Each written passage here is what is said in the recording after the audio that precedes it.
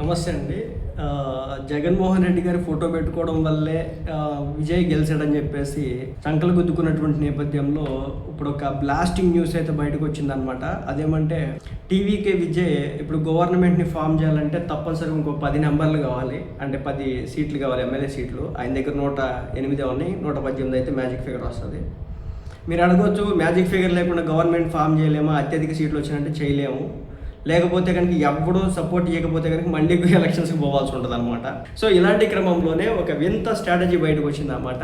TVK Vijay party ఏదైతే ఉందో, కాంగ్రెస్ వాళ్ళు వచ్చి విజయ్కి మద్దతు పలకడం ఇప్పుడు జరుగుతూ ఉందన్నమాట.